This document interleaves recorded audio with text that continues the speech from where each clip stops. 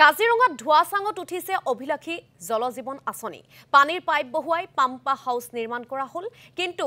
আজিও পৰ্যন্ত কাৰ্যক্ষম নহল আঁচনিখন অভিযন্তা ঠিকাদাৰৰ বাবে সোণৰ কণীপৰা হাঁহত পৰিণত হৈছে আঁচনিখন কাজিৰঙাৰ 1 নং শিলডুবি গাঁৱত 7 বছৰ পূৰ্বে নিৰ্মাণ কৰা পানী যোগান প্ৰকল্পৰ সুফল নাপালে ৰাইজে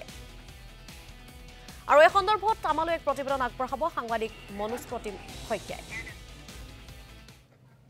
জলজীৱন আঁচনিয়ে জলাকলা খুৱাইছে কাজিৰঙাৰ এখন গাঁৱৰ ৰাইজক কাজিৰঙাৰ 1 নং শিলডুবি গাঁৱৰ ৰাইজে আজিলৈকে নাপালে জলজীৱন আঁচনিৰ পানী ইতিমধ্যে বানপানী শেষ হৈছে বানৰ সময়ত যথেষ্ট অসুবিধাৰ মাজেৰে এই লোকসকলে দিন অতিবাহিত কৰিবলগীয়া হ'ল কিন্তু মন্ত্ৰীয়ে কোৱাৰ দৰে প্ৰতিটো ঘৰতে যে ঘৰে ঘৰে বিশুদ্ধ খোৱা পানী যোগানৰ তেখেতে যিহেতু কথা কৈ থাকে কিন্তু বাস্তৱ ক্ষেত্ৰত কাজিৰঙাৰ এই যিসমূহ গাঁও এই গাঁওসমূহে বৰ্তমানলৈকে পানী নাপালে আৰু বৰ্তমান যদি চোৱা যায় এই যিসমূহ পৰিৱেশে বিৰাজ কৰিছে গাঁওসমূহত কিয়নো তেওঁলোকে অতি নিম্ন মানদণ্ডৰ সামগ্ৰী এনেধৰণে তেওঁলোকে কৰিব লাগে বাবে তেওঁলোকে এই কামসমূহ কৰি থৈ গৈছে কিন্তু আজি প্ৰায় 3টা বছৰ উকলি যোৱাৰ পাছতো এই পাইপসমূহ এনেধৰণে পৰি থাকিলে যাৰ ফলত ইয়াৰ যিসকল লোক সেই লোকসকলে ক'ব বিচাৰিছে যে এইসমূহ যি ফুলদানি সদৃশ পাইপ বা এই ফুলদানি সদৃশ যিসমূহ টেপ এই টেপসমূহ উঠাই লৈ যোৱাৰ দাবী জনাইছে গাঁৱৰ ৰাইজে আৰু এই মুহূৰ্তত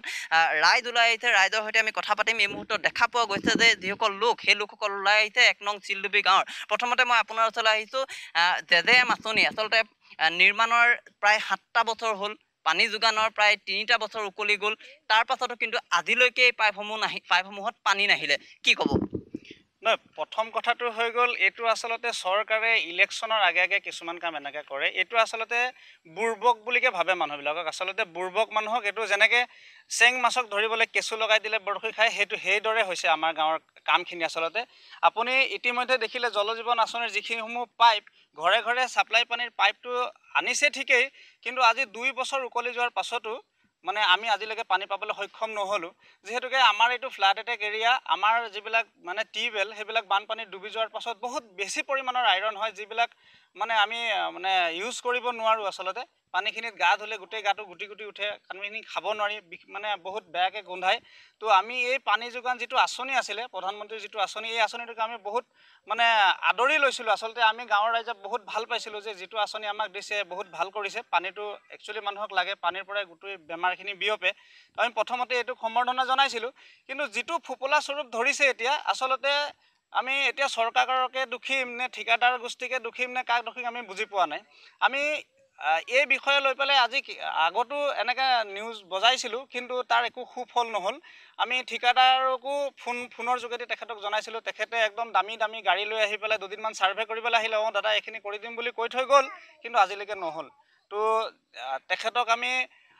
আচলতে গালি দিবলৈ ভাষা নাই আচলতে গালি দিব নোৱাৰি মানুহক যিটো কাম মৰমেৰে কৰিব নোৱাৰি আচলতে গালি দিলে কাজিয়া কৰিলে সেই কামখিনি নহয় তো মই গোটেই ৰাইজৰ হৈ পেলাই তেখেতক আকৌ এবাৰ পুনৰবাৰ আহ্বান জনাইছোঁ তো এই কামখিনি আমাক কৰি দিব লাগে আচলতে ঠিকাদাৰে লুণ্ঠন চলাইছে আচলতে কোটি কোটি টকাৰ কাম প্ৰজেক্ট আহে তাৰ পাছত কিন্তু ৰাইজক দিয়াৰ নামত তেওঁলোকে ধনী হয় কি ক'ব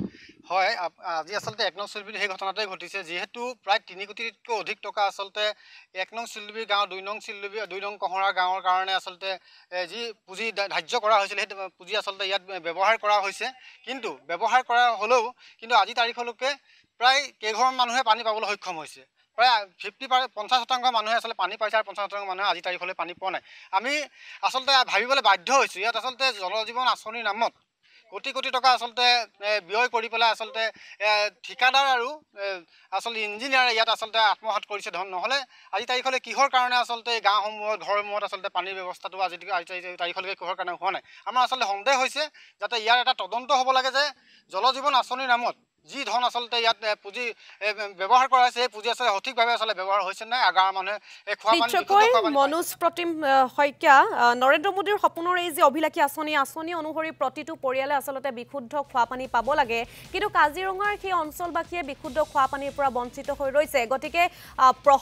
কাজিৰঙাত প্ৰশাসনত পৰিণত হৈছে বা ভালুকৰ হাঙিত পৰিণত হৈছে জলজীৱন মিছন আঁচনি আৰু এই প্ৰতিবেদনৰ পাছত আচলতে বিভাগীয় কৰ্তৃপক্ষ তথা ঠিকাদাৰৰ গা লৰিব দেখিয়াও কিন্তু পৰৱৰ্তী সময়ত লক্ষণীয় বিষয় হিচাপে দেখা দিব আপুনি প্ৰতিবেদন আগবঢ়োৱাৰ বাবে মনোজ প্ৰতিম শইকীয়া আপোনাক ধন্যবাদ জ্ঞাপন কৰিছোঁ